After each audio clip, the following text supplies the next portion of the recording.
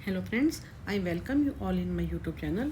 इस वीडियो में हम MPC 003 जिसका नाम पर्सनैलिटी थ्योरीज एंड असेसमेंट है, इसका हम ब्लॉग 1 का यूनिट 2 ऑलरेडी कर रहे हैं, जिसके ऊपर हमने 5 टाइप उसके पार्ट भी बना लिए हैं। अब ये 6 पार्ट में हम 5 फैक्टर मॉडल की बात करेंगे, जो कि बहुत ही इम्पॉर्टेंट मॉडल है। और हमने जितना भी ये जो है पार्ट 2 की जो यूनिट हमने सेकेंड यूनिट की बात की है, ये सारा ही आप डिटेल में आगे इसी मॉड्यूल में ब्लॉग 3 में भी बहुत डिटेल में पढ़ेंगे। तो जिससे आप यहाँ से इस जो है यूनिट 2 में जो आइडिया लेंगे इन सभी का, चाहे वो ट्रेड थ्योरीज हैं, चाहे वो टाइप थ्योरीज हैं, इन सब का जो है डिटेल में जब आप आगे पढ़ेंगे ब्लॉक 3 में, तो आपको बहुत ज़्यादा हेल्पफुल रहेगा। कुछ आइडियाज़ आप वहाँ से लेंगे, कुछ आप यहाँ से लेंगे, तो आपका एक पूरा ब्लॉक वहाँ पे भी वो जो है कवर होता है। अब यहाँ पे इसको स्टार्ट करते हैं। 5 फैक्टर मॉडल है क्या, जो कि बहुत ही इंपॉर्टेंट है, जिसको हम ओशन के नाम से भी जानते हैं, OCEAN ओशन मॉडल, या बिग 5 के नाम से भी जानते हैं। इसके बहुत नाम है, तो इसलिए आप इसको यहाँ से शुरू करते हैं। Today the most like about the trait approach to personality is the 5 factor model, FFM के नाम से जानते हैं इसको। As the name implies according to this model there are 5 broad personality, इसलिए हम इसको 5 फैक्टर कहते हैं, क्योंकि पर्सनैलिटी की इन्होंने 5 फैक्टर्स का नाम लिया है, जिसको और इसको क्या है, based on his own researches as well as researchers of others in 1981।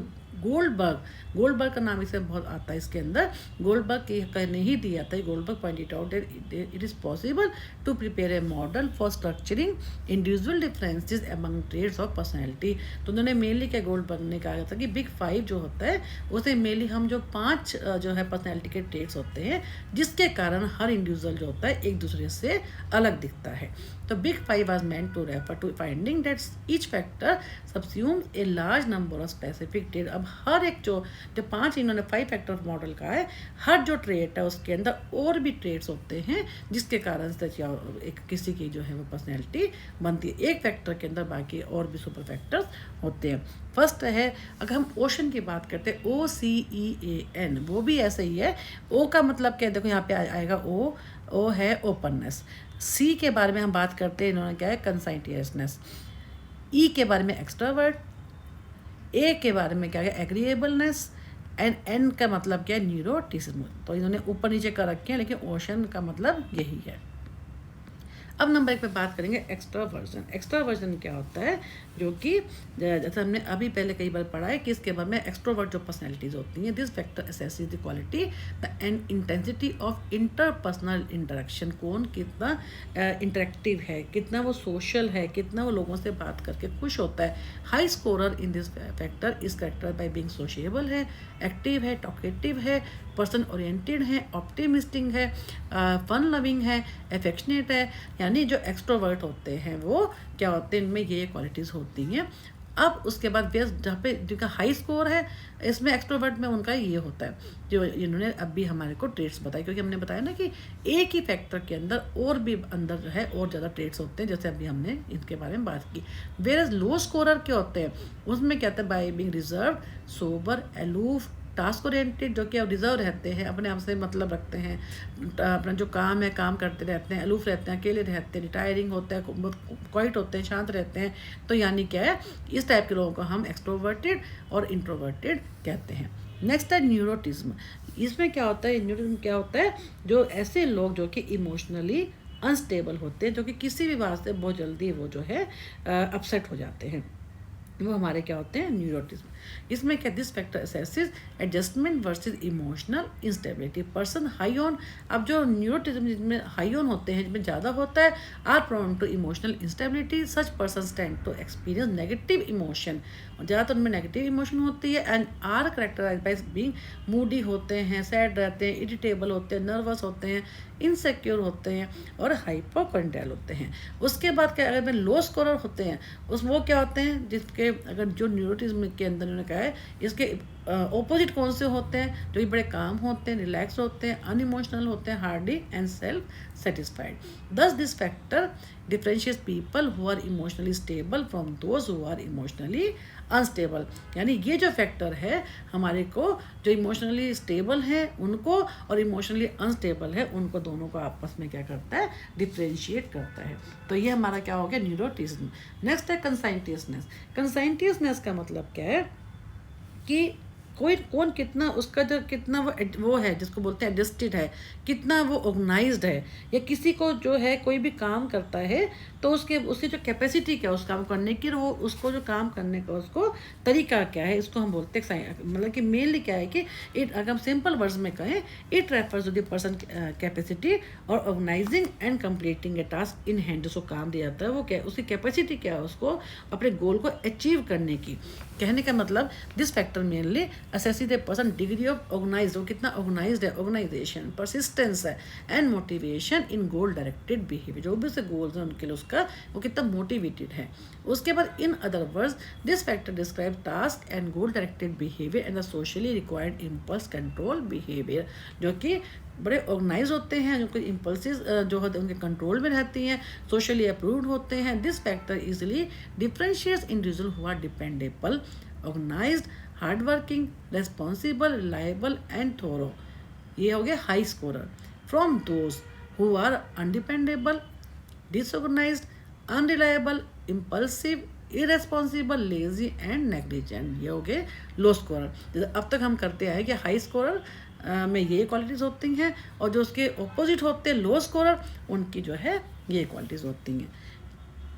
Next है एग्रीएबलनेस, जो कि नाम से मालूम है एग्रीएबल, जो कि हर चीज़ में वो एग्री कर सकते हैं, कितना वो कंफर्म करते हैं सोसाइटी को, कितने सोसाइटी के जो एक्ट्स होते हैं in according with the society होता है। This factor assessing the person's quality of interpersonal orientation ranging from compassion to antagonism in thinking, feeling and action, वो कितना ज़्यादा लोगों के उसमें आते हैं, मतलब कि कहने का मतलब है कि वो किसी चीज़ पर रिएक्ट नहीं करते हैं, बहुत ही वो क्या होते हैं कंफर्म करते हैं सोसाइटी को, और जो उनके एक्ट्स होते हैं वो सोसाइटी के अकॉर्डिंग होते हैं, और वो एक दूसरे का केयर करते हैं, कहने का मतलब ये है, और एक दूसरे के केयर करते हैं, तो लोगों में इंटरेस्ट लेते हैं, एम्पैथेटिकल उनका एटीट्यूड होता है।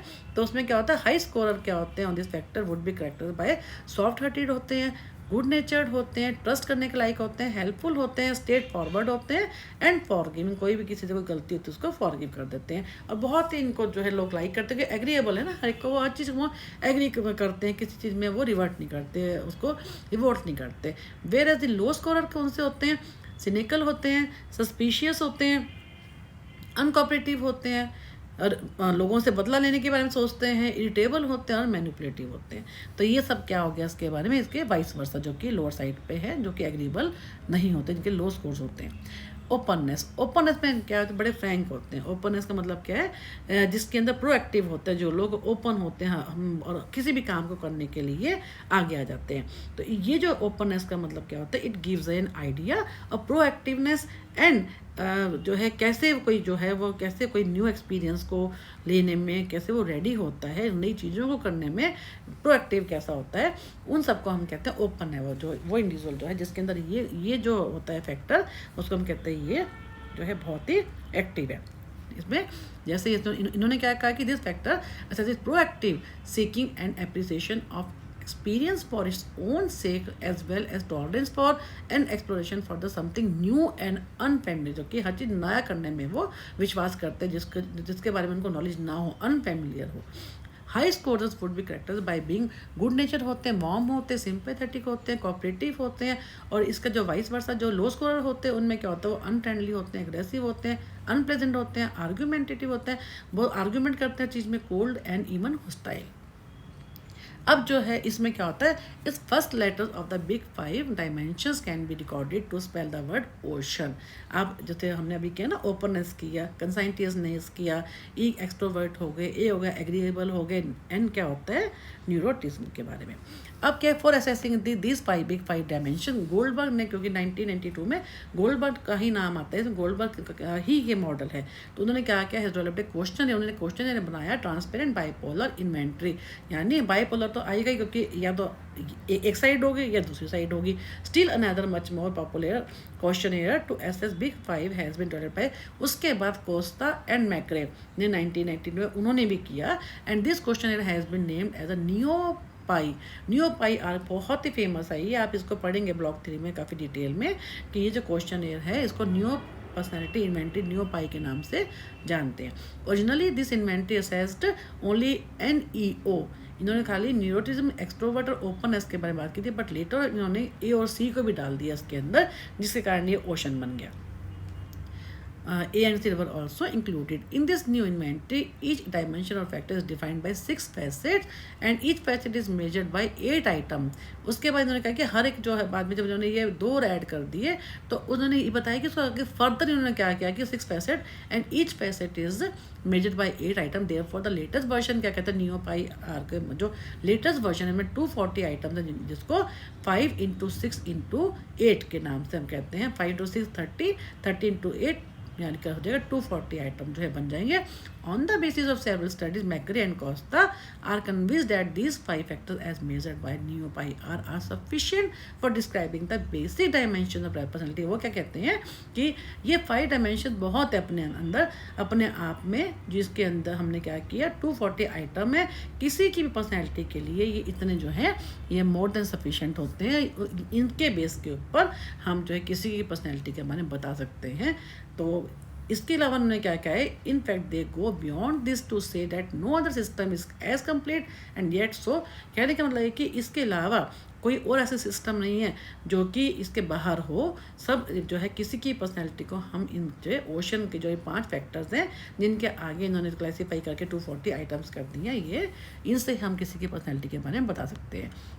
तो यही सब इसके बारे में है कि क्या कहना चाहते हैं इसके बारे में कि ओशन मॉडल जो है हमारा क्या है। It makes a fair evolution to trait approach. It can be said that longitudinal studies support trait. जो लॉन्गिट्यूडिनल स्टडीज़ क्या होती हैं, जो कि आज हमने सेम जो है कंडीशंस में सेम सब्जेक्ट्स के ऊपर और सेम जो है सैम्पल साइज़ पे हमने काम किया, सेम टेस्ट को हमने परफॉर्म किया।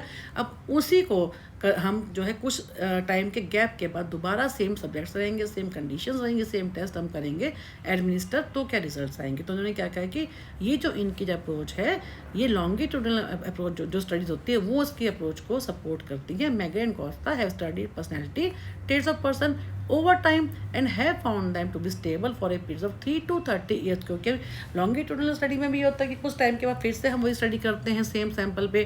तो ये इसलिए उन्होंने कहा है कि जो ये क्या मानते हैं मैकग्रे एंड कोस्टा कि जो 3 से 30 साल तक सबके जो ट्रेड्स होते हैं वो स्टेबल रहते हैं, वो एक जैसे रहते हैं। They find that stable individual differences on basic dimension are universal feature of adult personality. Despite this critics भी हैं उस चीज़ के डैट, क्योंकि हर चीज़ के जो है जब कोई भी थ्योरी आती है, कोई अप्रोच आती है, उसके क्रिटिक्स भी होते हैं। Like type approach don't explain the causes और डेवलपमेंट ऑफ पर्सनैलिटी। कहते हैं कॉजेज तो बताया ही नहीं इन्होंने, कैसे ठीक है फैक्टर्स के बारे में बात करती, it's simply identify and describe characteristics के बारे में तो बताती है which are correlated with behaviour, जो सब आपस में कोरिलेटेड हैं। Moreover critics of trait perspective further say that consistency of our behavior across situation very low। यानी ये क्या मानते हैं कि हमेशा जो हमारा बिहेवियर होता है वो हमेशा कंसिस्टेंट नहीं होता, वो एक जैसा नहीं होता। तो ये हम यहाँ पे हमारा ये चैप्टर भी ख़त्म होता है। नेक्स्ट वीडियो में हम यूनिट 3 स्टार्ट करेंगे। Thank you for watching my YouTube.